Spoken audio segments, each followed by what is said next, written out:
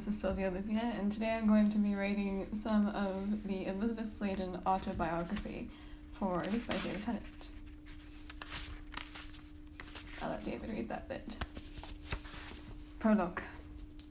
I wouldn't have missed it for the world. It should have been the happiest day of my life. Sweeping up the front door to it in a vintage white rose, a vision in ivory, the flower in my hair to the heels on my feet. This was the moment I've been waiting for all my life. I entered the hall and saw him waiting, the man of my dreams. I stared into his eyes and the world melted away. Nothing else mattered. Not our guests, neighbours, an auditor, hairdresser, an accountant, not even my trusty dog hidden under the table. Not even my son, who had given me away. Those people were my past, my future. They're standing next to me. In a few minutes it would be all over and we would be together. Forever. The register's words drifted past like out clouds.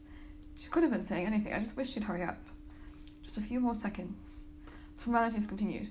If any person can show just cause an impediment why they should not be joined together, let them speak now or forever hold their peace. Nearly there, I thought. Just a few more moments.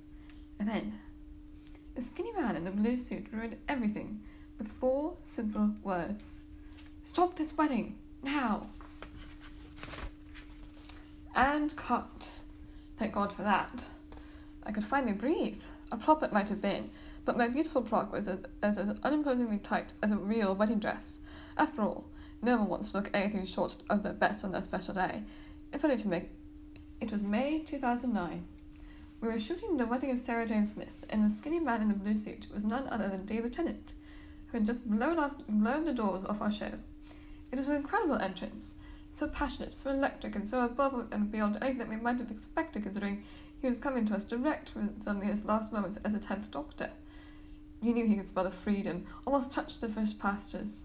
But first, seriously, no one on the Sarah Jane Adventures would have been surprised if he turned out to be more of a low-key performance. To be honest, we were just grateful he'd actually turned up at all. Even when he most certainly didn't want to be there, but more of that later.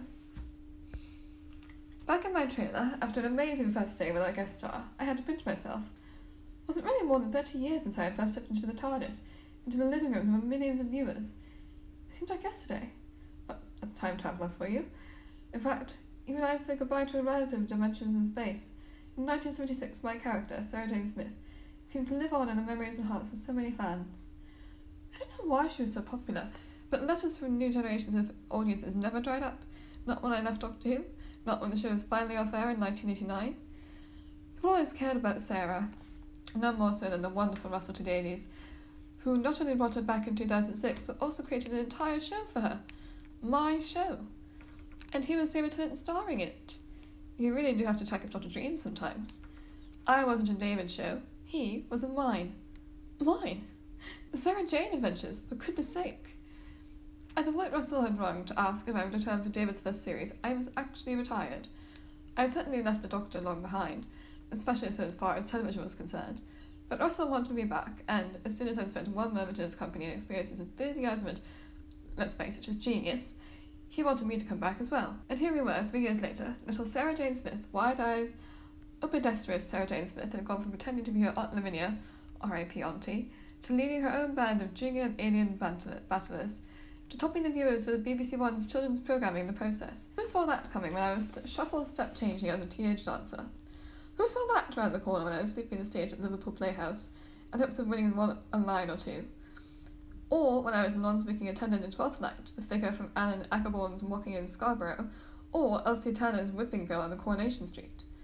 Who looked at young Liz Sladen, starving in cold in Clapham in the early 1970s, and predicted the fever pitch that would accompany her appearances at conventions decades later?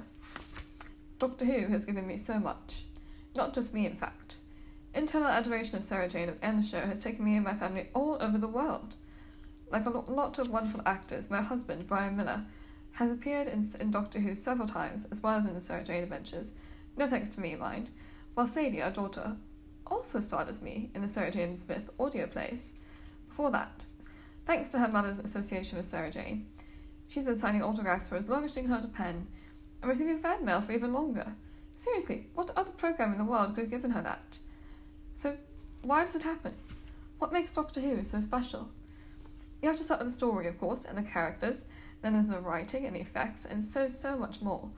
Honestly though, I think the main difference is the fans. Cheering Americans into an LA convention, despite not having been in the show for half a decade, you realise you're in the presence of truly passionate people. It's like that all over the world. Who fans pop up in the most unlikely of places. In fact, I'm sure I only got invited for an audition at peak practice because the producer has been such a fan as a boy. Over the years, thanks to Who, I met hundreds of wonderful people, worked with them and, sadly, said goodbye, ahead of time, to some. John Pertwee, John Nathan Turner, and of course, the wonderful Barry Letts, without whom, truly memorable pals, one and all. It hasn't always been easy, of course. For 3 years, work in the 1970s did not a career make, and at times it's been a struggle. On other occasions, I've fallen into jobs without looking. There's never been a plan, I'm proud of that, never been a strategy to achieve this by then. And here I am in 2011, the star of my own show, with new fans arriving from all parts of the globe every minute of the day. I may not have always loved it, but I may not have always, even at times, liked my character, but one thing I do know. As Sarah says to David's doctor at the end of her comeback and school reunion episode, I wouldn't have missed it for the world.